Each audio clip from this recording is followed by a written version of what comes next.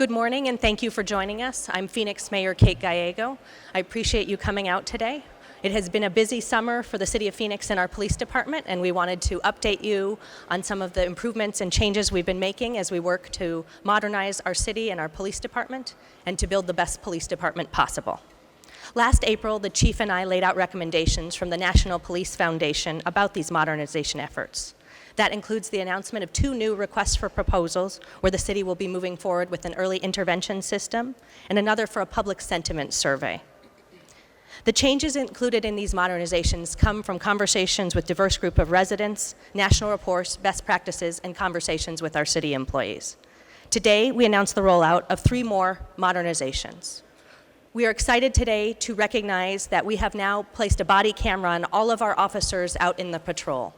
This represents a significant increase in the timeline for rolling it out. All of the Phoenix police officers on patrol will have body cameras. We believe this will be an important step for accountability and transparency. There is universal agreement that officers need more resources to be better equipped to deal with the rising number of behavioral health challenges as well as in our community. And today we are announcing a significant step forward as we train our officers on mental health first aid, crisis response, and treatment. This also was a recommendation from the National Police Foundation report. We have rolled out a successful crisis intervention training program that has helped save many lives. We are excited today to be joined by many members of the crisis intervention team. Detectives Toth, Townsend, and Gunnels are here today. They personally have saved many lives in our community. Many of you may have covered several situations in our downtown where individuals were in crisis, were at the top of buildings, and were considering what their next step would be. Thanks to great counseling from the detectives who are here today, they decided that they wanted to get treatment, and we are so grateful to these officers for the lives that they have saved. So a round of applause for our crisis intervention team.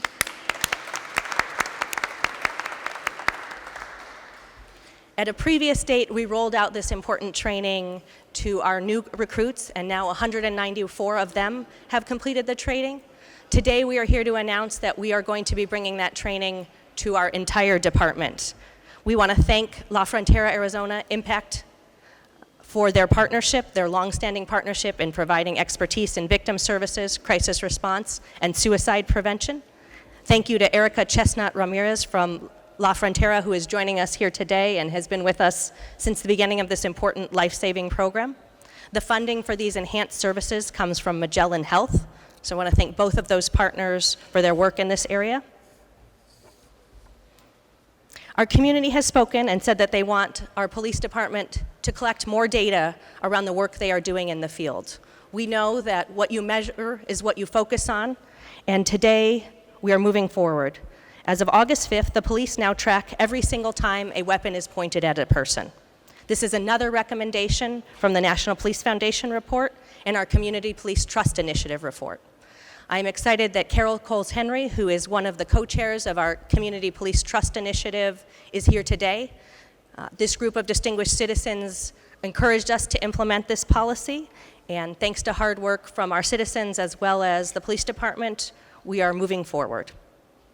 Next week, our newly appointed ad hoc committee with representatives from each city council member will meet to review current and past recommendations for the police department from the series of community reports such as the one whose recommendations we are moving forward with today.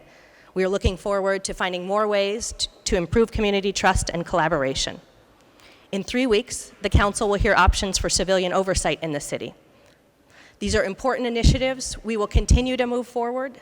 Today's 3 announcements are very exciting. We're very proud that we have announced this commitment to body cameras and rolled out body cameras to patrol ahead of schedule. We are also very proud that we are going to be bringing mental health training to our officers, not just our new officers, and we are very proud of the new data that we're going to be collecting, which we think will allow us to show situations that have been de-escalated and better understand what is happening in our community. The City of Phoenix is committed to having the best police department possible. We are working hard with strong support from the City Council, and I'm honored to have these great leaders here today. The Chief and the entire department have been hard at work always and continue to move forward. We are grateful for their partnership. We have a lot of work ahead, but today we want to update you on these important initiatives. Chief Williams has been working very hard on this, and I will now welcome her to the podium for a further update. Thank you very much, Mayor, and to the council folks who are standing behind us, as well as those at home. We couldn't do what we do without your support. So I'm pleased to bring you these updates on some very important programs and policies which will increase accountability and trust in our police department and ultimately make our city safer. First, as was mentioned before, I'm pleased to share with you that we are ahead of schedule in deploying our body-worn cameras. Phase 1 was completed last week, and this included first responding precinct officers and sergeants, our crisis intervention team, and our community response squad. Over 1,700 cameras have been issued so far. So we're already moving into phase 2, and for those of you who remember what phase 2 was, it included our neighborhood enforcement team, our community action officers, and our downtown operation officers. Just for clarification on the downtown officers, these are the ones that you see in uniform primarily, and they're at the hub of large-scale events and activities, and they're also the primary responders during large-scale demonstrations. Phase 2 will continue with the Traffic Bureau, with the Transit Unit, and lastly with the Special Assignment Unit, or our SWAT team. A quick shout out and thank you to Axon for providing additional 200 cameras to us in our time of need. And I would also be remiss if I didn't recognize Chief Kurtenbach, my executive officer, and the body-worn camera implementation team for all their hard work and dedication in making this a reality. So again, I'm grateful for the support of the city, the community, our labor organizations played a big part in this in realizing our goal of having those body-worn cameras out. Secondly, the National Police Foundation published its recommendations for our department in 2019. As you all remember, in 2018, we looked at them to give us some recommendations on how to better understand mental health issues and our response to people in crisis. Our team has been traveling all over the country and here locally to look at different response models in order to implement best practices that best serve those people in crisis. As we continue to work together towards a solution that is best for our community, your police officers will continue to receive quality, up-to-date training and put empathy first. We've learned that both the community and our police officers agree that this change is needed and necessary. With that, I'd like to announce an important addition to our behavioral health training program. We've partnered with La Frontera and Magellan Complete Care to bring an 8-hour block of instruction on mental health first aid to everyone working in patrol. Every officer will complete this training in the next 24 months, and it builds upon the basic crisis intervention training that we use every day in our community. Again, I'd like to acknowledge Erica Chestnut Ramirez. Where is she? Hi, Erica. Thank you very much. She's the director of the Crisis and Trauma Healing Services for La Frontera Impact, and she's here with us today. Last but not least, Mrs. Carol Coles-Henry, chairperson of the Community Policing Trust Initiative, and a valued community member all around. We're pleased to announce today that Phoenix PD will join other police departments in Arizona and in major cities by documenting whenever a Phoenix police officer points their gun in the direction of a person. This was one of the original recommendations initiated to us by the Community Policing Trust Initiative, and this new policy was also the #1 recommendation from the National Police Foundation study of our officer-involved shootings. Our updated record management system now allows us to track these incidents and will allow us to have a real idea of how many times our officers are able to successfully de-escalate an incident in a situation with the potential of deadly force. We value our partnerships within the community, which we build on trust. We foster that trust through accountability. The new policy is an important step in our relationship building. My thank goes to the City Information Technology team, and I don't see any of them here today, as well as the PUP PD IT team for their hard work in getting this done.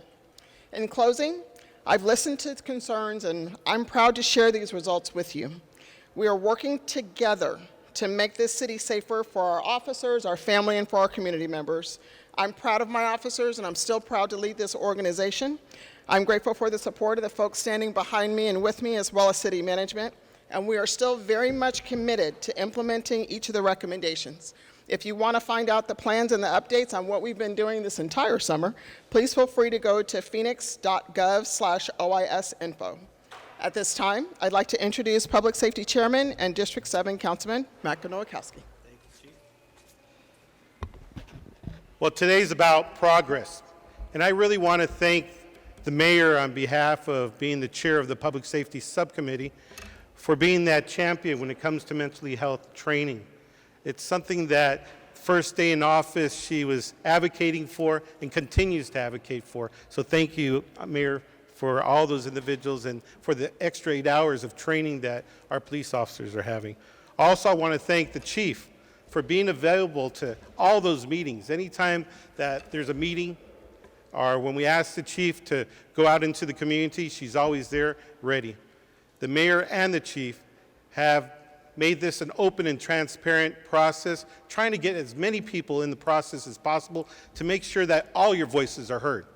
And I want to thank the community leaders, the individuals in the community that show up to these meetings, because that's the most important thing, is showing up and letting us know what the needs and wants are of our community. And this is what happens, folks.